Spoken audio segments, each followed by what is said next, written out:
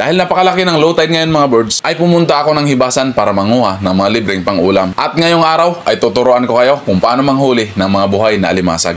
Buhay na alimasag sa mababaw lang? Kung gusto nyong malaman kung bakit nandito ang mga buhay na alimasag na to, ay panoorin nyo ang buong video. Nabubuhay nga ba ang mga alimasag sa mga lugar na to? O dito nga ba sila nakatira kahit mababaw lang? O di kaya sinadya lang ba natin na pakawalan sila para may content lang? At syempre mga birds, pagkatapos natin silang hulihin, ay lulutuin na rin natin.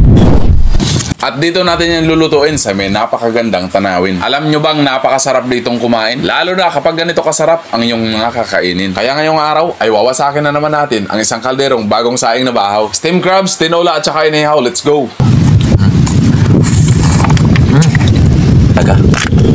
Wow! What's up mga birds? Panibagong vlog sa panibagong taon. So first adventure natin ngayong taon. First vlog adventure natin. Year 2025 mga birds. Let's go! Catch and cook tayo ngayon mga birds. Maghahanap tayo ng mga libre pang ulam dito sa Dalampasigan. At syempre di mawala yung mga dala natin. Syempre. Yun mga birds. Syempre di mawala yung mga package natin mga birds. At syempre mga birds, mayroon pa panggatong mga birds. At mayroon pa. Let's go mga birds, a vlogger's life.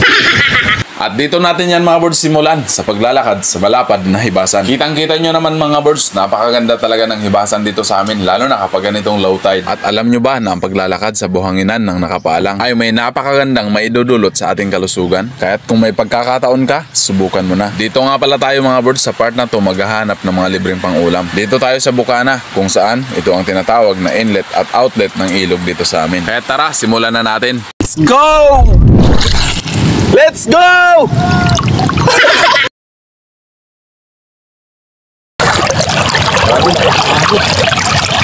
Ang lakas ng agos mga birds, oh.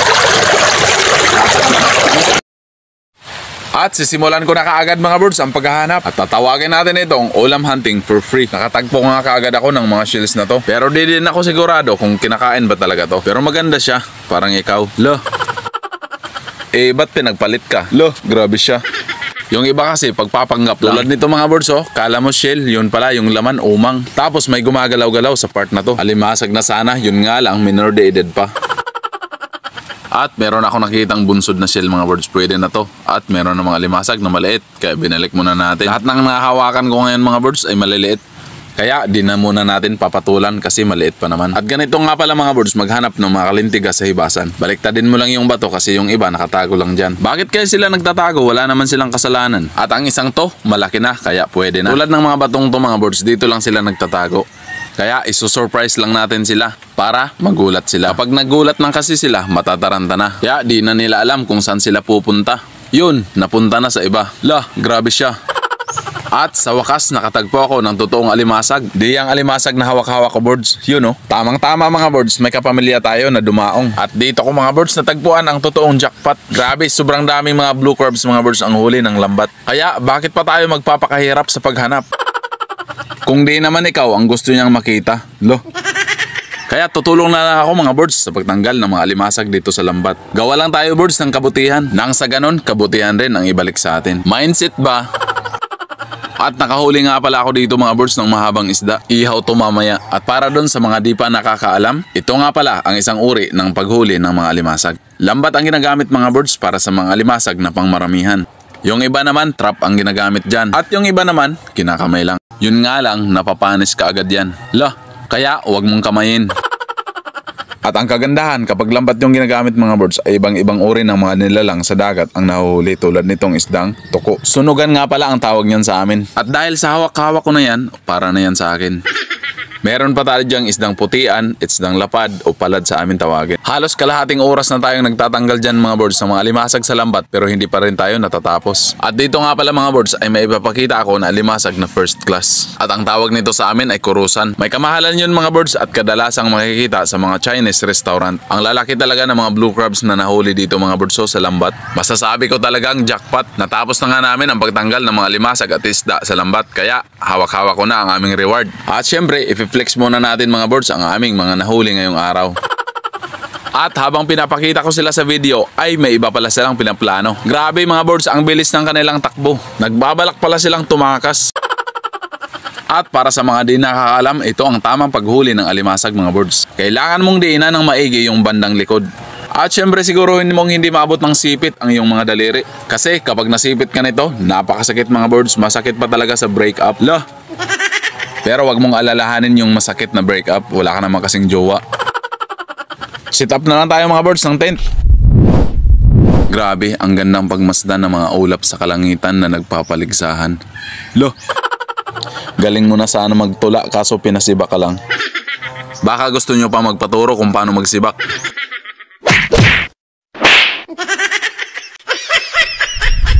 Tara mga birds, simulan na natin ang pagluto ng ulam. Hawak-hawak ko na ang ating double purpose na sangkalan. Sangkalan lang sa kalam. Pwede mong paggayatan at pwede mong gawing sisidlan.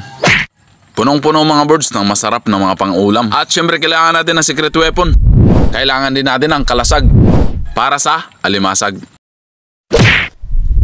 At lilinisan lang natin yan mga birds dito mismo sa ilog. Tamang collaboration lang mga birds sa nature.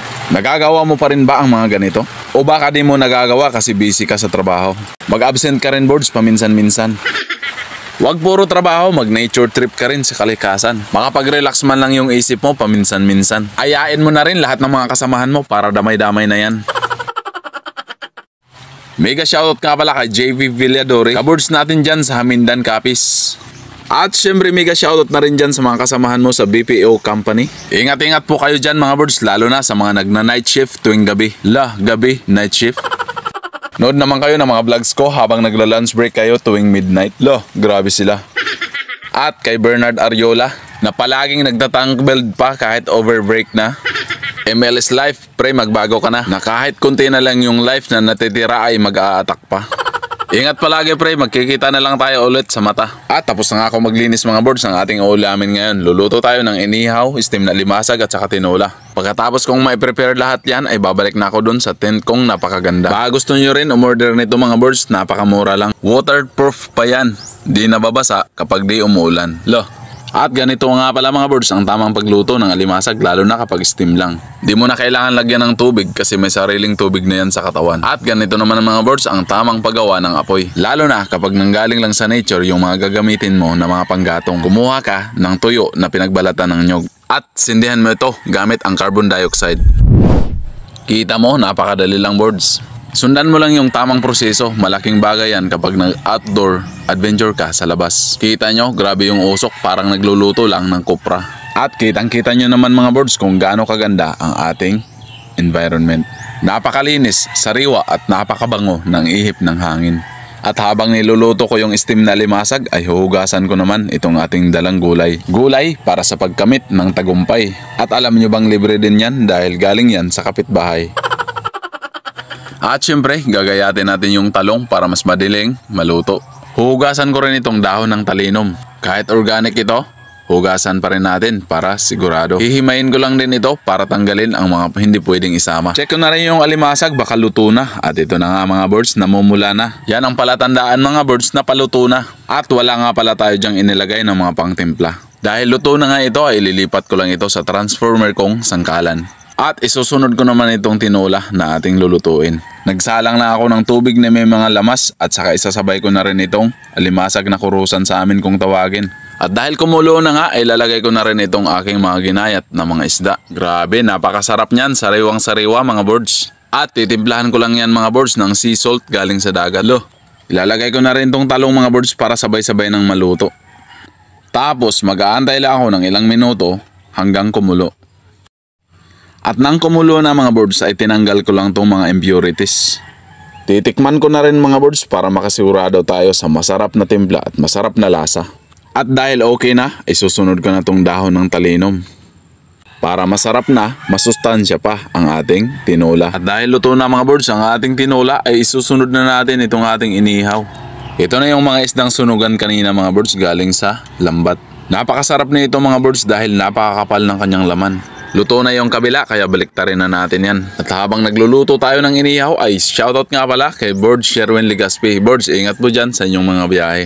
Luto na yung inihaw natin mga birds, kaya hanguin na natin. Ulam check mga birds, steam na limasag, inihaw at saka tinola. Tara mga birds, kain tayo. At kung nanonood ka ngayon at kung umabot ka sa part ng video na to, maraming salamat sa iyo birds sa pagsuporta at sa panonood. At alam mo na kung anong gagawin sa mga video natin. Kita-kita tayo uli sa susunod na mga adventure at mga food trip natin. May kasabihan nga tayo mga birds na we only live once in this world, kaya sulitin na natin. Kung ano yung mga bagay na makapagpapasaya sa atin at ikabubuti natin, ay gawin na natin. At syempre, wag natin kalimutang tumawag sa itaas at manalangin. Sabi, tago.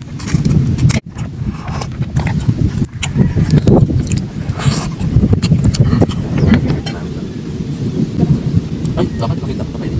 Mga birds, tikman natin tong kurusa, no? Kung mataba ba talaga. Wow. Oh, init. Hindi siya ganun kataba, pero pwede na. Kasi yung laman niya masarap.